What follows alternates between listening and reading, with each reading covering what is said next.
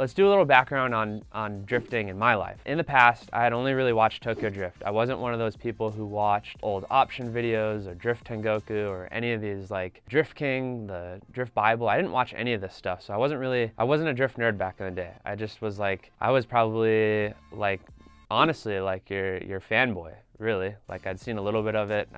I didn't even know what Formula Drift was. I'm sure I'd watched it, but I didn't really know what I was watching. So I didn't know shit about it, honestly. But I was super into cars. I was building cars for the SEMA show, or we had a couple bag trucks, off-road truck, and then I got my Genesis Coupe. And I started building that. That was my first tuner car, my first turbo car, actually my first 6-speed, first rear-wheel drive coupe. A lot of firsts. And this car was really meant to be a daily driver for me. That really never works out. Every daily driver I get becomes a non-daily driver very quickly. Or I pick a car that can't even really be a daily driver. That could be another story, my history with daily drivers. It's not good. So the Genesis, I was basically just tuning it up, put like a bigger turbo on it, and was just really having fun playing with the tuner car. No intent of drifting. I still at this point really didn't even know what it was. But racing and just motorsports in general had always fascinated me. I used to take my Toyota Tundra out off-roading, go do donuts in the sand and go really fast around corners. It was basically drifting. I'd go like super fast and counter steer. I didn't know what I was doing. I was just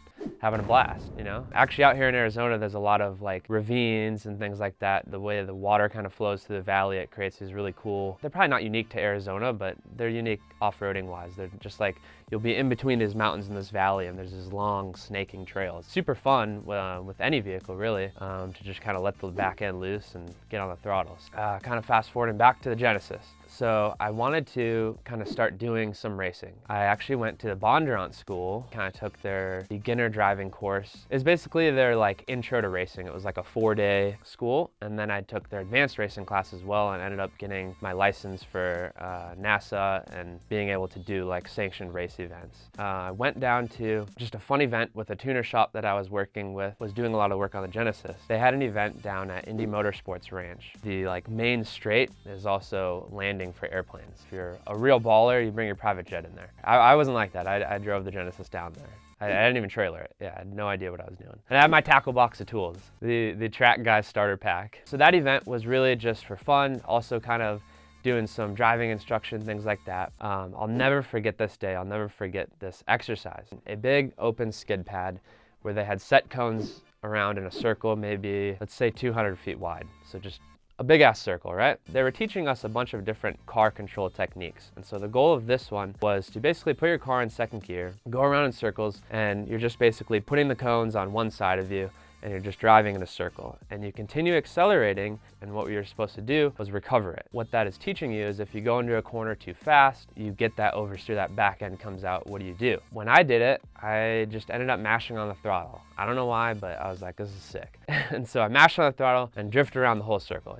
I probably made some weird type of triangle shape because I had no idea how to drift in a perfect circle, but I was instantly like hooked. And everybody, like all the other people, all the other instructors and everybody there was loving it because they're just like, what is this guy doing? I wasn't doing the exercise, but I was having fun. From there, I was just like, I want to go explore this whole drifting thing. So I started kind of watching some online videos. And just as a side note, this is not where kind of my Japanese influence into the drifting came in. I still was like total just fanboy, which is totally cool, but that's where I was at. But I ended up finding some local events. These were kind of the original go fast drifting events down here in Phoenix. I went to 2 of those with the Genesis. So at this point I was in college. I went out with a couple of my friends that were not even car guys. We were just kind of out exploring, having fun. And actually looking back, a lot of the people I met there were like some of the original like drifters here in Arizona, and now they're like all friends of mine. Yeah, I had actually gotten help from one of the local guys, DJ. He has a 2J swap Subaru, or he did have, he ended up selling it, building a new car. And so I was really stuck on this kind of holding the steering wheel tight, you know, not white knuckling it, but I actually had some pretty good basic skills for road racing at that point. And I really was focused on holding that steering wheel and making sure I was going where I wanted to go, which is not what you do in drifting. If you guys know, a lot of times you're letting go of the steering wheel. You're letting the car self-steer and catching it. That was like my biggest issue. So DJ ended up jumping in the car and he's like, let go of that steering wheel, let it slide through your hands and then grab it. So a lot of the stuff has been me just exploring, talking to people and really making the mistakes and learning it on my own. But I made one key great decision very early on, and that was to build a purpose-built drift car and not use my, at the time, daily driver. I don't remember what year it was, but it was a Nissan S14 240 Kooky. Again, I don't know how we chose this, but it ended up working really well and was a good decision. What's really cool about Musselman Honda Circuit is kind of going week after week and teaching myself to drift. That really has become our home circuit. So if you guys notice in a lot of our videos, that's the track I learned to drift on, and that's our home track. So we absolutely love Musselman.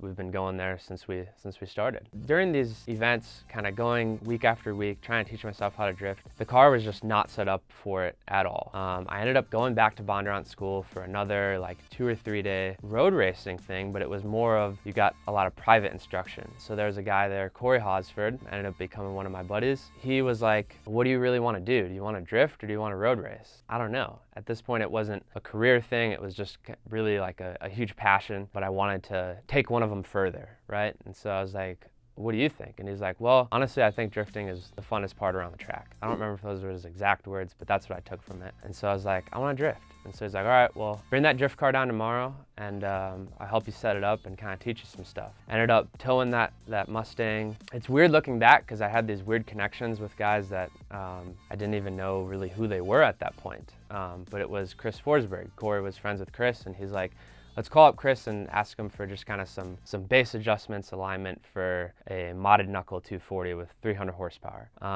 And went down to West Course at Wild Horse Pass. That's when I really learned to drift. And that is really how I learned to drift. As a way to kind of end this video, looking back, some of the biggest mistakes I think that I made when getting into drifting and learning how to drift was probably really trying to do too much on my own. For sure, there were resources back then. I know the Drift Bible has been around forever, and that has a lot of great instruction in it. Not as great as our How to Drift videos. Just kidding. Great decision I did make was building that purpose-built Track 240. The cool thing about it is I did end up crashing it into a wall. We were able to just tube the front end. It wasn't like a fancy car where it would have been totaled. So I think that was a good decision. Definitely getting like a purpose-built car. Parts-wise, again, I didn't really know what I was picking or doing, so I just had people kind of choosing for me and then making it work. But really looking back, I think doing more research would have been really good.